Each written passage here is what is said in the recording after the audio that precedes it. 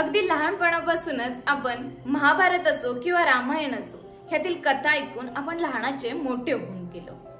रामायणातील प्रत्येक पात्र हे आपल्याला जीवन जगण्यासाठी एक उत्तम अशी शिकवणच देत असतं। रामायणातील विविध पात्रांपैकी मग स्वतः प्रभू रामचंद्रांचं पात्र असो, माता सीता माता असो, हनुमानजी असो, यातील प्रत्येक पात्र हे आपल्याला जीवन जगताना मूल्यवान धडेच देऊन जातात। यातीलच न विसरता येणारं एक पात्र म्हणजे शबरी। थकल्या डोळ्यांनी प्रभू रामचंद्राची वाट पाहत असणारी शबरी वर्षानुवर्ष प्रभू रामचंद्राची ती वाट पाहत होती। नक्की तिची कथा काय आहे तीच ह्या व्हिडिओच्या माध्यमातून आपण जाणून घेणार आहोत। नमस्कार, मी प्राची सावंत आणि तुमच्यासोबत सादर करत आहे शबरीची कथा। गोष्ट आहे खूप खूप वर्षापूर्वीची। दंडकारण्यातील भिल्ल वस्तीतील प्रमुखाची लेक, अगदी 10-12 वर्षाची लहानगी मुलगी।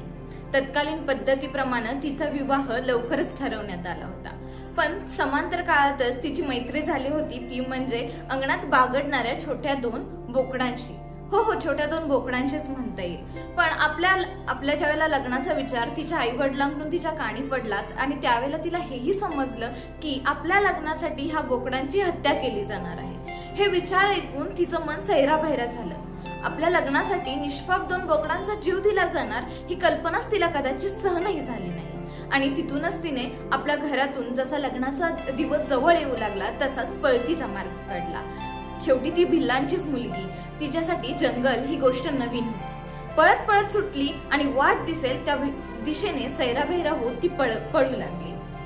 पळत पळत गेल्यानंतर तिला मिळाला तो एक आश्रम आणि शबरी येऊन पोचली होती ती म्हणजे मातंग ऋषींच्या आश्रमाजवळ। आश्रम कुणाचा, इथे कोण राहतं, इथे सुरक्षित आहे की नाही याची तिला काहीच कल्पना नव्हती। आश्रमाजवळच्या झाडावर राहणं आणि रात्र होताच खाली उतरणं आणि आश्रमाजवळच्या परिसराची साफसफाई करणं आणि दिवस उजाडला की पुन्हा त्या झाडावर जाऊन बसणं असा तिचा दिनक्रम बरेच दिवस चालू होता। मातंग ऋषींच्या ही गोष्ट निदर्शनास आली। ही हरकत तर आपले शिष्य परिवार करू शकत नाहीत, मग हे केलं कोणी हे पाहण्यासाठी एक दिवस त्यांनी रात्रभर जागले आणि त्यांच्या निदर्शनास आली ती म्हणजे छोटी शबरी। आणि मग काय, तिथून पुढे शबरी ह्या आश्रमाचा एक भाग बनून गेली। दर दिवशी उठणं, पूजा अर्चा करणं, ऋषीमुनींची सेवा करणं, साफसफाई करणं हा तिचा दिनक्रम चालू राहिला। असे बरेच दिवस गेले। आश्रमातील प्रत्येक व्यक्ती मुनींना विचारत होता की माझा उद्धार कधी होणार, मला उद्देश काय आहे। त्याप्रमाणे छोट्याशा शबरीनेही त्यांना विचारलं की माझा उद्धार कधी होणार। त्यावेळेला तिला ऋषीमुनींनी सांगितलं की तुझा उद्धार करण्यासाठी प्रभू रामचंद्र स्वतः येतील। दिवसेंमागून दिवस निघून गेले। शबरी आपल्या डोळ्यांना आस लावून बसली ती म्हणजे प्रभू श्रीरामांच्या येण्याची। आणि तो दिवस अवतरला ज्यावेळेला स्वतः भगवान रामचंद्र त्यांचे बंधू लक्ष्मण यांच्यासह शबरीच्या आश्रमात आले। हजारो सूर्यांचं तेज आणि चंद्राच्या शीतलतेप्रमाणे स्वतः भगवान रामचंद्रांना पाहून शबरीचा आनंद द्विगुणित झाला। त्यांची तिने पूजा अर्चा केली, त्यांना फलोआहार देण्यासाठी तिने बागेतून फळे आणली।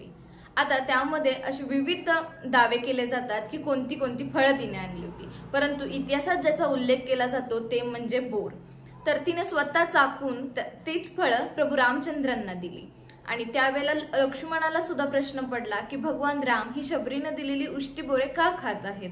तर हे एक भगवंत आणि भक्त यांच्यातील एक इतिहासात जमा झालेलं एक उदाहरण की कित्येक वर्षांची शबरीची भक्ती त्या दिवशी प्रभू रामचंद्रांनी उष्टी बोरे खाऊन सफल केली। ह्या कथेतून आपल्याला एकच शिकायला मिळतं, ते म्हणजे निर्मळ मनानं जर आपण भगवंताची पूजा केली तर भगवंत आपल्या भेटीला नक्कीच येऊ शकतो। ही कथा होती ती म्हणजे भगवान राम आणि शबरी यांच्यातील भक्त आणि भक्तीतील दुवा साधणारी। तुम्हाला ही कथा आवडली असल्यास नक्की चॅनलला सबस्क्राईब करा, व्हिडिओला लाईक करा आणि मला कमेंट करून सांगा की तुम्हाला ही कथा कशी वाटली। धन्यवाद।